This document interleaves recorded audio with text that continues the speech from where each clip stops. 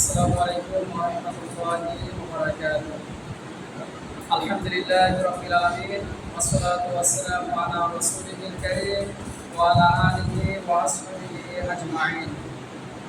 Amma ba'du a'udzu billahi minasy syaithanir rajim. Bismillahirrahmanirrahim. Wa anfiqu fi sabilillahi wa la tulqu bi aydikum ila tahluka wa ahsinu innallaha yuhibbul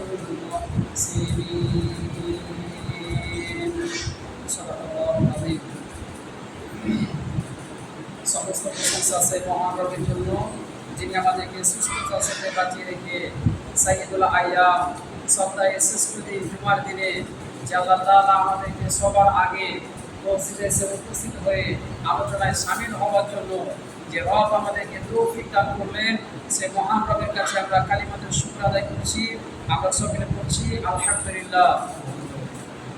Taslima বর্ষিত হোক সাইয়্যিদুল মুরসালিন খাতামুন নাবিয়্যিন নবীদের নবী বিশ্ব নবী জনাব মুহাম্মদুর রাসূলুল্লাহ সাল্লাল্লাহু আলাইহি সাল্লামের প্রতি, যিনি আমাদেরকে তাওহীদের সুমহান দীক্ষা দিয়েছে, শিরক এবং বিদআত থেকে বাঁচার জন্য আমাদেরকে সুস্পষ্টভাবে সতর্ক করেছেন।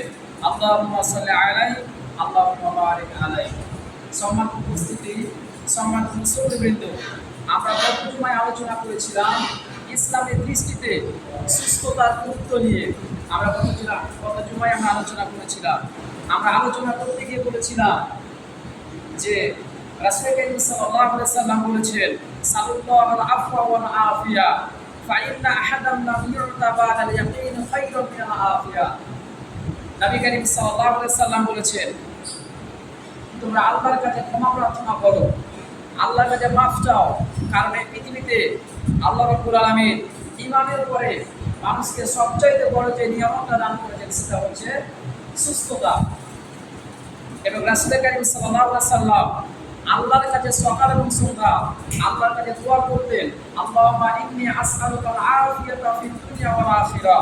আল্লাহর কাছে দোয়া করতেন, রব্বুল আলামিন আমাদের দুনিয়া এবং আখিরাতে আফিয়া কল্যাণ আমাকে দান করো।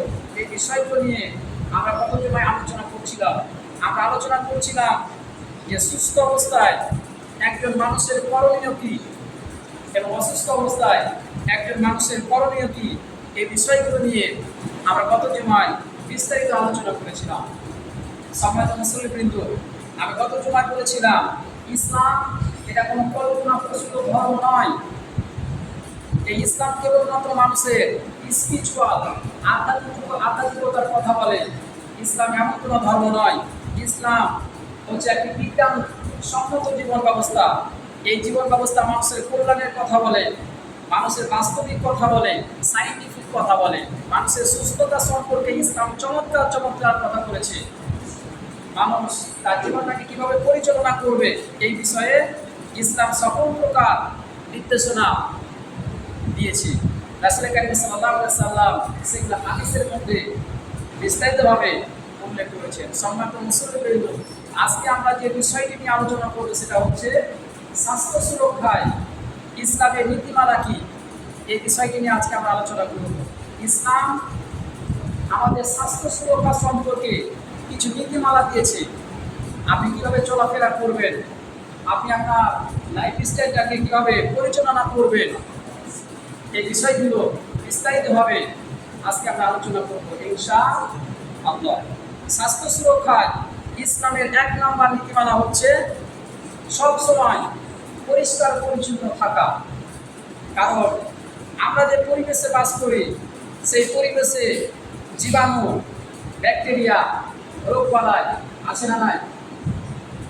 আমরা প্রতিটা মুহূর্তে রোগ জীবাণুর সাথে আমরা যুদ্ধ করে আমরা আমাদের জীবনটাকে পরিচালনা করছি। আমরা যে পরিবেশে কাজ করছি সেই পরিবেশের ভেতরে রোগ জীবাণুর কোনো অভাব নাই। এই রোগ জীবাণু থেকে, এই ব্যাকটেরিয়া থেকে যদি আমরা বাঁচতে চাই তাহলে আমাদেরকে সব সময় পরিষ্কার পরিচ্ছন্ন জীবনযাপন করতে হবে। আর যারা পরিষ্কার পরিচ্ছন্ন জীবনযাপন করে আল্লাহ রাব্বুল আলামিন তাদেরকে অত্যন্ত ভালোবাসেন। আল্লাহ রাব্বুল আলামিন 2 নম্বর সূরা সূরাতুল বাকারা 222 নম্বর আয়াতে বলছেন, ইন্নাল্লাহা ইউহিব্বুত তাওয়াবিনা ওয়া ইউহিব্বুল মুতাতাহহিরিন। নিশ্চয়ই আল্লাহ তাআলা তওবাকারীকে ভালোবাসেন, আর যারা পরিষ্কার পরিচ্ছন্ন জীবনযাপন করে আল্লাহ রাব্বুল আলামিন তাদেরকেও ভালোবাসেন। এজন্য আমাদেরকে পরিষ্কার পরিচ্ছন্ন জীবনযাপন করতে হবে। আবার হাদিসের মধ্যে রাসূল কারীম সাল্লাল্লাহু আলাইহি সাল্লাম উল্লেখ করেছেন, মুসলিম শরীফের হাদিস, নবী কারীম সাল্লাল্লাহু আলাইহি সাল্লাম বলেছেন, আত-তুহুর শাতরুল ঈমান।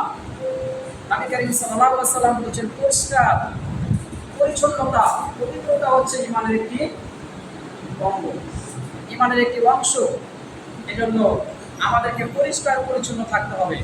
এখন প্রশ্ন হচ্ছে, আমরা যদি পরিষ্কার পরিচ্ছন্ন জীবনযাপন করতে চাই তাহলে আমাদের করণীয় কি? আপনি যদি পরিষ্কার পরিচ্ছন্ন থাকতে চান তাহলে 8টা উপায় আপনাকে ফলো করতে হবে। কয়টা উপায়? 8টা উপায় আপনাকে ফলো করতে হবে। 1 নম্বর, আপনার নিজের শরীরটাকে পরিষ্কার পরিচ্ছন্ন রাখতে হবে। আর যদি আপনি আপনার শরীরটাকে পরিষ্কার পরিচ্ছন্ন রাখতে চান তাহলে দৈনিক আপনাকে গোসল করতে হবে। তাহলে পরিষ্কার পরিচ্ছন্ন থাকা 1 নম্বর উপায়, 1 নম্বর পদ্ধতি হচ্ছে প্রতিদিন দৈনিক গোসল করা, আপনার শরীরটাকে পবিত্র রাখা। পরিষ্কার পরিচ্ছন্ন থাকা 2 নম্বর উপায় হচ্ছে আপনি যে জায়গায় গোসল করবেন সেই জায়গাটা আপনি পরিষ্কার পরিচ্ছন্ন রাখবেন। নবী কারীম সাল্লাল্লাহু আলাইহি সাল্লাম বলেছেন, তিরমিজি, নাসাই এবং আবু দাউদের হাদিস, নবী কারীম সাল্লাল্লাহু আলাইহি সাল্লাম বলেছেন, তোমাদের কেউ যেন গোসলখানায় প্রস্রাব না করে, কারণ সেখান থেকে রোগবালাই জার সৃষ্টি হতে পারে।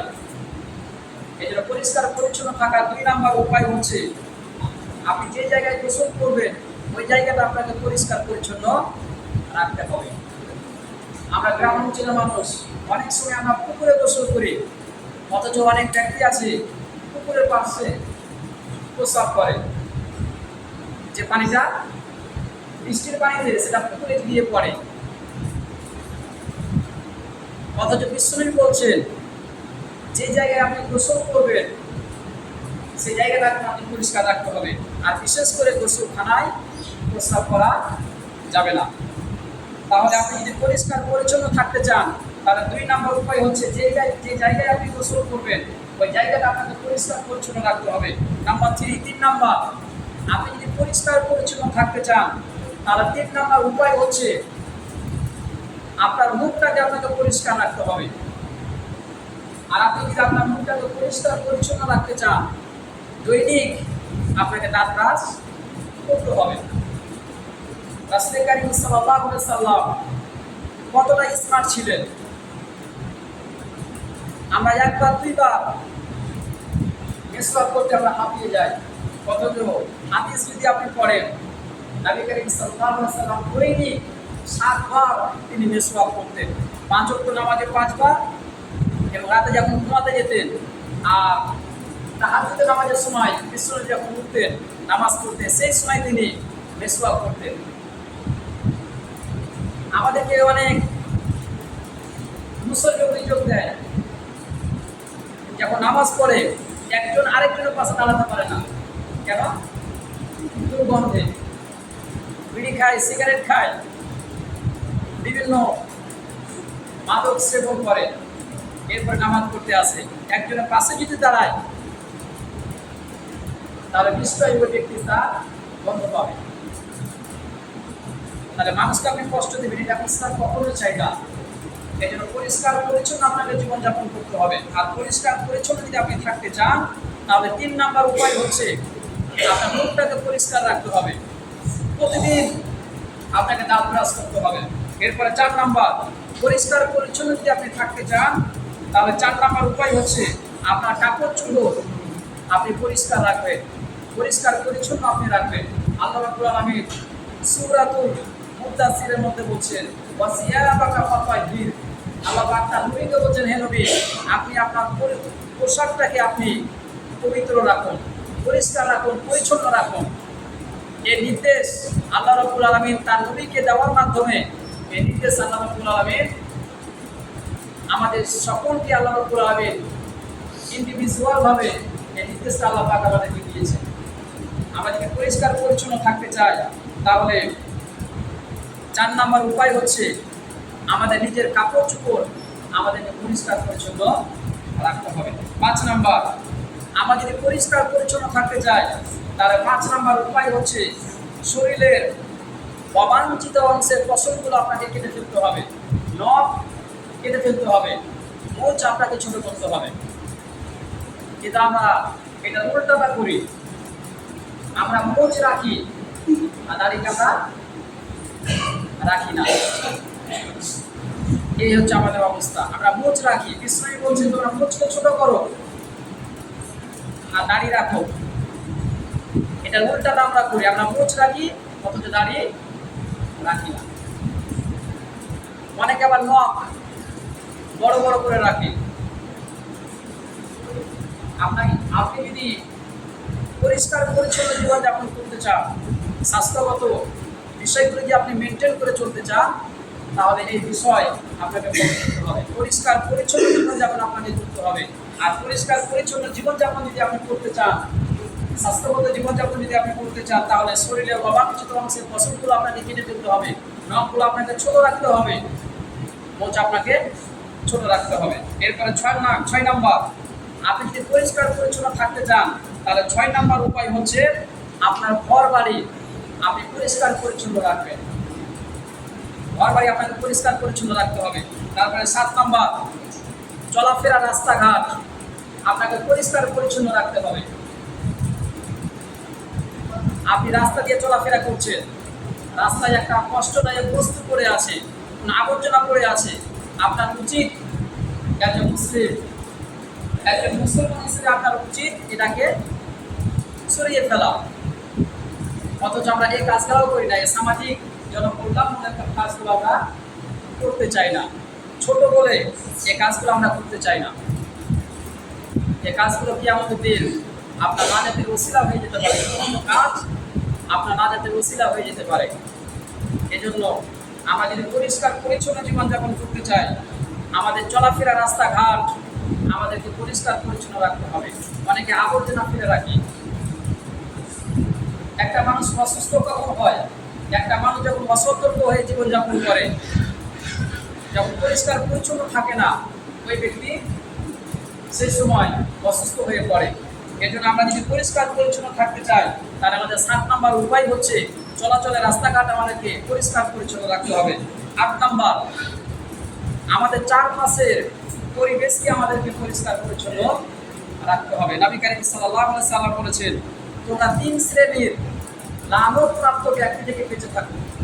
1 নম্বর হচ্ছে যারা গোসলখানায় প্রস্রাব করে, এই লানতপ্রাপ্ত ব্যক্তি থেকে তোমরা বেঁচে থাকো। 2 নম্বর, যারা রাস্তার ধারে যারা প্রস্রাব করে, যেখান দিয়ে মানুষ চলাফেরা করে, এই রাস্তার ধারে যারা প্রস্রাব করে, এই লানতপ্রাপ্ত ব্যক্তি থেকে তোমরা বেঁচে থাকো। আর 3 নম্বর হচ্ছে ছায়াযুক্ত স্থানে, যেখানে মানুষ গিয়ে বিশ্রাম নেয়, রেস্ট করে, এমন জায়গায় যারা প্রস্রাব করে, এই লানতপ্রাপ্ত ব্যক্তি থেকে তোমরা বেঁচে থাকো। তাহলে 3টা বললাম, 3 শ্রেণীর ব্যক্তি। 1 নম্বর হচ্ছে যারা গোসলখানায় যারা প্রস্রাব করে, এরা হচ্ছে লানতপ্রাপ্ত। 2 নম্বর, যারা রাস্তার ধারে যারা প্রস্রাব করে, বিশ্বনবী তাদেরকে লানত দিয়েছেন। আর 3 নম্বর, ছায়াযুক্ত জায়গায় যেখানে মানুষ বিশ্রাম করে, এই জায়গায় যারা প্রস্রাব করে, বিশ্বনবী তাদেরকে লানত দিয়েছেন। এই 3 শ্রেণী থেকে আমাদেরকে বেঁচে থাকতে হবে। সম্মানিত মুসলিম বিন্দু, তাহলে স্বাস্থ্য সুরক্ষায় ইসলামের 1 নম্বর নীতিমালা হচ্ছে আপনাকে পরিষ্কার পরিচ্ছন্ন আপনাকে জীবনযাপন করতে হবে। নাম্বার 2 নম্বর, স্বাস্থ্য সুরক্ষায় ইসলামের 2 নম্বর নীতিমালা হচ্ছে পরিমিত খাদ্য আপনাকে গ্রহণ করতে হবে। পরিমিত খাদ্য আপনাকে গ্রহণ করতে হবে। নবী কারীম সাল্লাল্লাহু আলাইহি ওয়াসাল্লাম বলেছেন, আদম সন্তান বেঁচে থাকার জন্য কয়েক রকম খাবারই যথেষ্ট। কিন্তু আমরা যখন খাওয়া দাওয়া করি, আমরা একেবারে বলা পর্যন্ত আসি। অথচ বিশ্বনবী বলেছেন পাকস্থলীর এক ভাগ আপনাকে খাদ্যের জন্য রাখতে হবে, এক ভাগ আপনাকে পানির জন্য রাখতে হবে, এক ভাগ আপনাকে ফাঁকা রাখতে হবে অক্সিজেনের জন্য। কিন্তু আমরা করি কি? আমরা পরিপূর্ণভাবে খাই, এই জন্য আমরা অসুস্থ হয়ে পড়ি। সমাজ মুসলিম বিন্দু, খাদ্য গ্রহণের ক্ষেত্রে এই জায়গায় তো আপনাকে 7টি নিয়ম, 7টি উপায় আপনাকে ফলো করতে হবে। নাম্বার 1, 1 নাম্বার, হালাল খাবার আপনাকে খেতে হবে। হারাম বস্তুর সাথে, হারাম খাবারের সাথে সম্পর্ক রাখা যাবে না। আল্লাহ তাআলা 2 নাম্বার সূরাতুল বাকারা 168 নম্বর আয়াতে আল্লাহ পাক বলছেন, ইয়া আইয়ুহান নাসু কুলু মিম্মা ফিল আরদি হালালান তাইয়্যিবা ওয়া লা তাত্তাবিউ খুতুওয়াতিশ শাইতান। আল্লাহ পাক বলছেন, হে বিশ্বাসীগণ, জমিনে যে খাবারগুলো তোমাদের জন্য পবিত্র করে দেওয়া হয়েছে সেই খাবারগুলো তোমরা খাদ্য হিসেবে গ্রহণ করো। ওয়া লা তাত্তাবিউ খুতুওয়াতিশ শাইতান, আর শয়তানের পথ অনুসরণ করো না। তাহলে খাদ্য গ্রহণের ক্ষেত্রে 1 নম্বর উপায় হচ্ছে আপনাকে হালাল খাবার খেতে হবে। নাম্বার 2 নাম্বার, খাদ্য খাওয়ার পূর্বে 2 হাত আপনাকে ভালোভাবে পরিষ্কার করতে হবে। নাম্বার 3, একটু আগে যেটা বললাম, পাকস্থলীর 3 ভাগের 1 ভাগ আপনাকে ফাঁকা রাখতে হবে অক্সিজেনের জন্য। তারপরে 4 নাম্বার, খাবার খেয়ে সাথে সাথে পানি পান করা যাবে না। আজকে বিজ্ঞানের কথা বলছে, মেডিকেল সায়েন্সের কথা বলছে। আপনি খাবার খেলেন, খাবার খাওয়ার পরে আমরা হাত দিই, 2 গ্লাস 3 গ্লাস পানি আমরা খেয়ে ফেলি। কিন্তু মেডিকেল সায়েন্স বলছে আপনি 20 মিনিট পর 25 মিনিট পর আপনি পানি পান করেন, এটা একটা স্বাস্থ্যসম্মত। তাহলে 4 নাম্বার, খাদ্য গ্রহণের ক্ষেত্রে আমরা 4 নাম্বার পদ্ধতি বা সিস্টেম বললাম, খাবার শেষে সাথে সাথে আপনি পানি পান করবেন না। তারপরে 5 নাম্বার, দুপুরের খাবারের পরে আপনি কিছুক্ষণ বিশ্রাম নেবেন এবং রাতের খাবারের পরে আপনি কিছুক্ষণ হাঁটাহাঁটি করবেন। এটা হচ্ছে বিজ্ঞানসম্মত, এটা হচ্ছে স্বাস্থ্যসম্মত। তারপরে 6 নাম্বার হচ্ছে খাদ্য গ্রহণের ক্ষেত্রে 6 নাম্বার উপায় হচ্ছে আপনি খাদ্যের পাত্রগুলোকে আপনি ঢেকে রাখবেন, যত্ন সহকারে আপনি ঢেকে রাখবেন। তারপরে 7 নাম্বার, সব সময় আপনি পুষ্টিকর খাবার খাবেন। আমি গত জুম্মায় 4টি খাবারের কথা বলেছিলাম। 1 নাম্বার হচ্ছে, আমি 4টি খাবারের কথা বলেছিলাম। 1 নাম্বার হচ্ছে কালো জিরা, 2 নাম্বার হচ্ছে খেজুর, 3 নাম্বার হচ্ছে মধু, 4 নাম্বার হচ্ছে দুধ। এই 4টি খাবারের কথা গত জুম্মায় বলেছিলাম। এগুলো হচ্ছে স্বাস্থ্যসম্মত খাবার। আমরা টাকা দিয়ে রোগ কিনে খাই, বিড়ি সিগারেট খাই, এগুলো আপনি না খেয়ে আপনি খেজুর কিনে খাবেন, দুধ কিনে খাবেন, আপনি কালো জিরা খাবেন, তাহলে স্বাস্থ্যসম্মত আপনার জীবনযাপন হবে। তাহলে স্বাস্থ্য সুরক্ষায় ইসলাম 2 নাম্বার যে নীতিমালা দিয়েছে সেটা হচ্ছে পরিমিত খাদ্য আপনাকে গ্রহণ করতে হবে। এরপরে 3 নাম্বার, স্বাস্থ্য সুরক্ষায় ইসলামের 3 নাম্বার নীতিমালা হচ্ছে রাতের বেলা আপনাকে তাড়াতাড়ি ঘুমিয়ে যেতে হবে। এই কথা যদি এখন বলা হয় তাহলে অনেকে বলবে এটা হচ্ছে মডার্ন যুগ, আধুনিক যুগ।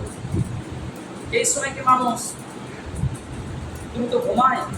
ফেসবুক, ইউটিউব রাত 1টা পর্যন্ত, 2টা পর্যন্ত ব্যবহার করবে, ইউজ করবে, তারপরে ঘুমাবে। এই হচ্ছে আমাদের কনসেপ্ট, ধারণা বর্তমান সময়ের জন্য। কিন্তু নবী করিম সাল্লাল্লাহু আলাইহি ওয়াসাল্লাম এশার নামাজের পরে বিশ্বনবী যদি কোনো কাজ না থাকতো, বিশ্বনবী ঘুমিয়ে যেতেন। কারণ যারা রাত জেগে ঘুমার অনেকগুলো ক্ষতিকর দিক রয়েছে। আল্লাহ রাব্বুল আলামিন এই যে রাত এবং দিন এবং রাত সৃষ্টি করেছেন, আল্লাহ কি খামাখা সৃষ্টি করেছেন? খামাখা আল্লাহ রাব্বুল আলামিন সৃষ্টি করেন নাই। আল্লাহ কেন রাত এবং দিন সৃষ্টি করলেন? আল্লাহ রাব্বুল আলামিন কোরআনে তা উল্লেখ করেছেন। আল্লাহ রাব্বুল আলামিন সূরাতুল মুমিনুনের 61 নম্বর আয়াতে আল্লাহ পাক বলছেন, আল্লাযী জাআলা লাকুমুল লাইলা লিতাসকুনু ফীহি ওয়ান নাসারা মুবসিরা। আল্লাহ পাক বলছেন, আমি রাতকে সৃষ্টি করেছি বিশ্রামের জন্য, আর দিনকে আল্লাহ রাব্বুল আলামিন সৃষ্টি করেছেন সূরা নাবার মধ্যে আল্লাহ তাআলা বলছেন 11 নম্বর আয়াতে, ওয়া জাআলনা নাহারা মাআশা। আর দিনকে আল্লাহ তাআলা সৃষ্টি করেছেন পরিশ্রমের জন্য। আপনি রাতের বেলা ঘুমাবেন, এই জন্য আল্লাহ তাআলা রাত সৃষ্টি করেছেন। আর রাতের বেলা আমরা কি করি? আমরা জেগে থাকি। রাত 1টা পর্যন্ত 2টা পর্যন্ত আমরা মোবাইল ফোন ইউজ করি, আমরা টিভি দেখি। এই নিয়ম আমাদেরকে চেঞ্জ করতে হবে যদি আমরা স্বাস্থ্যসম্মত জীবনযাপন করতে চাই। যারা রাত জেগে যারা ঘুমায়, এদের অনেকগুলো ক্ষতিকর দিক রয়েছে। 1 নম্বর হচ্ছে যারা রাত জেগে ঘুমায় তাদের হরমোনজনিত সমস্যা দেখা দেয়। নাম্বার 2 নাম্বার হচ্ছে মাইগ্রেনের সমস্যা দেখা দেয়, তাদের মাথা ব্যথা, এই রোগে তারা আক্রান্ত হয়। 3 নাম্বার হচ্ছে উচ্চ রক্তচাপ অতিমাত্রায় বেড়ে যায় যারা রাত জেগে ঘুমায়। তারপরে 4 নাম্বার ওজন বেড়ে যায়।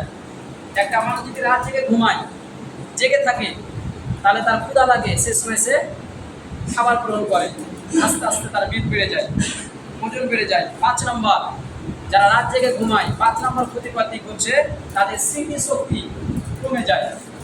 তারপরে 6 নাম্বার আয়ু কমে যায়, হঠাৎ মৃত্যু বেড়ে যায়। 7 নাম্বার তারা সব সময়, যারা রাত জেগে ঘুমায় তারা সব সময় ডিপ্রেশনের মধ্যে থাকে, দুশ্চিন্তার মধ্যে থাকে।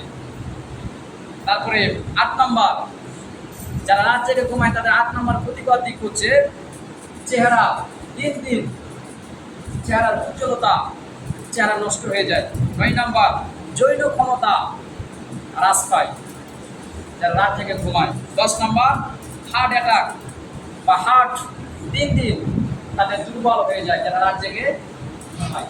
কারণ আল্লাহ রাব্বুল আলামিন রাতটা দিয়েছেন ঘুমানোর জন্য। এই নিয়মগুলো আমাদেরকে ফলো করতে হবে। তাহলে স্বাস্থ্য সুরক্ষায় ইসলামের 3 নাম্বার নীতিমালা হলো আপনাকে দ্রুত তাড়াতাড়ি আপনাকে রাত্রেবেলা ঘুমিয়ে যেতে হবে। এরপরে 4 নাম্বার স্বাস্থ্য সুরক্ষা ইসলামের 4 নাম্বার নীতিমালা হলো সকাল সকাল আপনাকে ঘুম থেকে উঠতে হবে। সকাল সকাল আপনাকে ঘুম থেকে উঠতে হবে।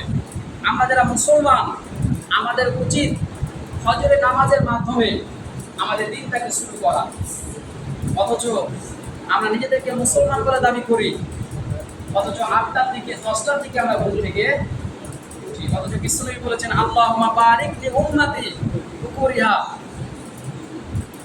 নবীজি দোয়া করেছেন রব্বুল আলামিন আমার উম্মতের ভেতরে যারা সকাল সকাল কাজ শুরু করবে তাদের কাজে তুমি বরকত দান করো। বিশ্বনবী দোয়া করেছেন। এজন্য আমাদেরকে সকাল সকাল ঘুম থেকে উঠতে হবে। আর নবীজি বলেছেন 2 ওয়াক্তের নামাজ হচ্ছে মুনাফিকের জন্য সবচাইতে কঠিন।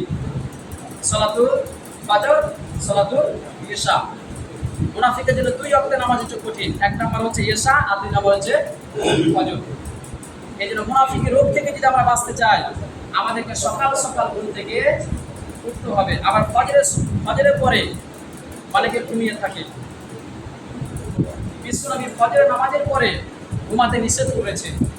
এটা আমি সহ আমারও দুর্বলতা রয়েছে। আমরা যারা ঘুমাই, এই ক্যারেক্টার, এই হ্যাবিট আমাদেরকে চেঞ্জ করতে হবে। যারা সকাল সকাল ঘুম থেকে উঠে তারা লম্বা সময় একটা কাজের সুযোগ পায়। সেজন্য আমাদেরকে সকাল সকাল ঘুম থেকে উঠতে হবে। তারপরে 5 নাম্বার স্বাস্থ্য সুরক্ষায় 5 নাম্বার নীতিমালা হচ্ছে আপনাকে শরীর চর্চা করতে হবে। শরীর চর্চা আপনাকে করতে হবে, আপনাকে ব্যায়াম করতে হবে। এটা হচ্ছে ইসলামের নীতিমালা। স্বাস্থ্য সম্মত যদি আপনি জীবনযাপন করতে চান, আপনাকে শরীর চর্চা করতে হবে। আজকে মেডিকেল সায়েন্স বলছে, ডাক্তাররা বলছে একজন মানুষ সুস্থ থাকার জন্য তাকে দৈনিক 30 মিনিট তাকে হাঁটাহাঁটি করতে হবে, আপনি যদি সুস্থ থাকতে চান। আর সুস্থ থাকার, ব্যায়াম করার, শরীর চর্চা করার অন্যতম একটি গুরুত্বপূর্ণ মাধ্যম হচ্ছে 5 ওয়াক্ত সালাত। আপনি 5 ওয়াক্ত সালাত আপনি আদায় করবেন। মানুষের শরীরে 360টি জোড়া রয়েছে। 360টি জোড়ার ব্যায়াম যদি আপনি করতে চান, আপনাকে 5 ওয়াক্ত সালাত আদায় করতে হবে। এই নামাজের মধ্যে আমরা শুধু মনে করি নামাজ একটি ইবাদত, না, এই নামাজের ভেতরে মানুষের বহুবিধ উপকারিতা রয়েছে। একটা এক্সাম্পল দিচ্ছি, আমরা এই পরিবেশে চলাফেরা করি, রোগ জীবাণু, ময়লা আবর্জনা আমাদের নাক দিয়ে ঢুকে ফুসফুসে চলে যায়। একটা মানুষ যখন হাসি দেয়, 3 ভাগের 2 ভাগ সে আবর্জনা বের হয়ে যায়। 3 ভাগের 2 ভাগ বের হয়ে যায়, কিন্তু আর 1 ভাগ থেকে গেল।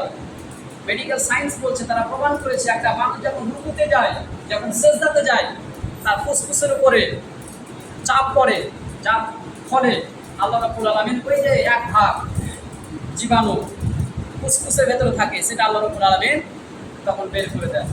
নামাজ শুধু একটি ইবাদত নয়, এটা এর ভেতরে অসংখ্য উপকারিতা মানুষের জন্য রয়েছে। এরপরে 6 নম্বর, স্বাস্থ্য সুরক্ষায় ইসলামের 6 নম্বর নীতিমালা হলো আপনাকে বেশি বেশি পানি পান করতে হবে। আপনাকে ঘন ঘন পানি পান করতে হবে, কারণ আমরা মানুষ, আমাদের দেহের ৭০% হচ্ছে পানি। প্রতিদিন মানুষের শরীর থেকে 3 লিটার পানি বের হয়ে যায়, সেটা প্রস্রাবের মাধ্যমে, বিভিন্ন ঘামের মাধ্যমে মানুষের শরীর থেকে বের হয়ে যায়, 3 লিটার পানি বের হয়ে যায়। তাহলে এই পানির গ্যাপ যদি আপনি পূরণ করতে চান, আপনি যদি স্বাস্থ্যসম্মত জীবনযাপন করতে চান, তাহলে মেডিকেল সায়েন্স বলছে আপনাকে দৈনিক 2.5 থেকে 3 লিটার পানি আপনাকে পান করতে হবে। 2.5 থেকে 3 লিটার পানি আপনাকে পান করতে হবে।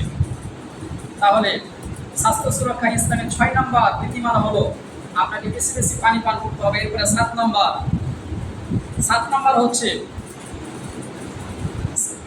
স্বাস্থ্য সুরক্ষা ইসলামের 7 নম্বর নীতিমালা হলো, যদি আপনি স্বাস্থ্যসম্মত জীবনযাপন করতে চান, অতি তাড়াতাড়ি বিয়ের ব্যবস্থা আপনাকে করতে হবে।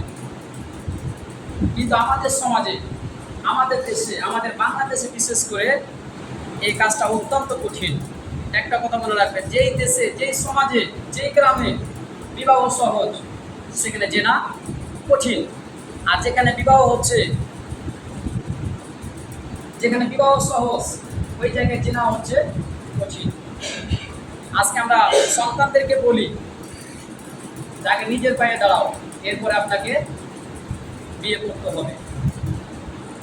একটা কথা মনে রাখবেন, হাদিস আপনাদেরকে জানতে হবে। নবী করিম সাল্লাল্লাহু আলাইহি ওয়াসাল্লাম বলেছেন, একটা সন্তান উপযুক্ত বয়সে দাঁড়ানোর পরে যদি কোনো অভিভাবক বিবাহ না করায় সন্তানদেরকে, তাহলে যত গুনাহ করবে তার পার্সেন্টেজ আপনার আমলনামায় চলে যাবে। এই জন্য উপযুক্ত যদি বয়স হয়ে যায়, তাহলে বিয়ের ব্যবস্থা করতে হবে। এই বিয়ে হচ্ছে একটি গুরুত্বপূর্ণ একটি স্বাস্থ্য সুরক্ষায় বিবাহের গুরুত্ব হচ্ছে অপরিসীম, কারণ বিবাহের মধ্যে নানাবিধ উপকারিতা রয়েছে। 1 নম্বর, যারা বিবাহিত এরা দীর্ঘ জীবন লাভ করতে পারে। গবেষণায় দেখা গেছে যারা বিবাহিত আর যারা অবিবাহিত, বিবাহিত যতদিন বাঁচে তার চাইতে অবিবাহিত যারা কম দিন বাঁচে। 1 নম্বর উপকারিতা। 2 নম্বর, হৃদরোগ, হার্ট অ্যাটাক এবং স্ট্রোকের ঝুঁকি অনেকাংশে কমে যায় যারা বিবাহিত, এটা গবেষণায় দেখা গেছে। 3 নম্বর, বিবাহের মাধ্যমে আপনার চরিত্রের হেফাজত হয়, চরিত্রের হেফাজত হয়। 4 নম্বর, বিবাহের মাধ্যমে একজন মানুষ মানসিক শান্তি খুঁজে পায়। 5 নম্বর, রিজিক বৃদ্ধি পায়। নবী করিম সাল্লাল্লাহু আলাইহি ওয়াসাল্লাম বলেছেন, তোমরা রিজিকের ভয় না করে বিবাহ করো, কারণ রিজিক আল্লাহ রাব্বুল আলামিন নিজ হাতে তোমার রিজিক বাড়িয়ে দিবে। এই জন্য এই কাজটাকে আমাদেরকে সহজ করে দিতে হবে। 6 নম্বর, বিবাহের 6 নম্বর উপকারিতা হচ্ছে হ্যাপি হরমোন বৃদ্ধি পায়, অক্সিটোসিন, ডোপামিন মাত্রা বৃদ্ধি পায়, যার ফলে একজন মানুষের মুড, আবেগ নিয়ন্ত্রণ এবং সম্পর্কের গভীরতা সৃষ্টি হয়, এবং সম্পর্কের গভীরতা তৈরি হয়। তাহলে আপনি যদি স্বাস্থ্য সুরক্ষা, আপনি যদি নীতিমালা মেনে চলতে চান, তাহলে 7 নম্বর উপায় হচ্ছে তাড়াতাড়ি আপনাকে বিয়ে করতে হবে। এরপর 8 নম্বর সর্বশেষ, 8 নম্বর হচ্ছে স্বাস্থ্য সুরক্ষা ইসলামের 8 নম্বর নীতিমালা হলো নিয়মিত আপনাকে কোরআন পড়তে হবে। এখন বলবেন এর সাথে এটার কি সম্পর্ক? আল্লাহ তাআলা 17 নম্বর সূরাতুল বানি ইসরাঈলের 82 নম্বর আয়াতে আল্লাহ পাক বলছেন, ওয়ানুনাজ্জিলু মিনাল কুরআনি মা হুয়া শিফাউ ওয়া রাহমাতুল লিল মুমিনিন। আল্লাহ তাআলা বলছেন, আমি কোরআনকে অবতীর্ণ করেছি বিশ্বাসীদের জন্য রহমত এবং শেফা হিসেবে। এমন কোনো রোগ নাই যার চিকিৎসার কথা, প্রতিষেধকের কথা আল্লাহ তাআলা কোরআনে বলেন নাই। প্রত্যেকটা রোগের ব্যাপারে আল্লাহ তাআলা কোরআনে উল্লেখ করে দিয়েছেন, আল্লাহ তাআলা বলে দিয়েছেন। আর গবেষণায় দেখা গেছে যারা কোরআন তেলাওয়াত করে, কোরআন তেলাওয়াত করলে মানসিক চাপ কমে যায়। আমাদের মানসিক চাপের তো কোনো অভাব নাই। গবেষণা দেখা গেছে যারা কোরআন তেলাওয়াত করে তাদের মানসিক চাপ কমে যায় এবং তারা শান্তি খুঁজে পায়। কোরআন পড়লে যতটা শান্তি পাওয়া যায়, যতটা আরাম পাওয়া যায়, আপনি অন্যান্য বই পড়বেন সেই শান্তি আপনি খুঁজে পাবেন না। এটা যে আল্লাহর কিতাব, আল্লাহ পাকের পক্ষ থেকে শান্তি সাকিনা অবতীর্ণ হয় যারা কোরআন তেলাওয়াত করে। তাহলে স্বাস্থ্য সুরক্ষায় এই 8টি নীতিমালা আমাদেরকে মেনে চলতে হবে। আল্লাহ তাআলা যেন আমাদেরকে কঠোর আমল করার তৌফিক দান করে। আসসালামু আলাইকুম ওয়া রাহমাতুল্লাহ।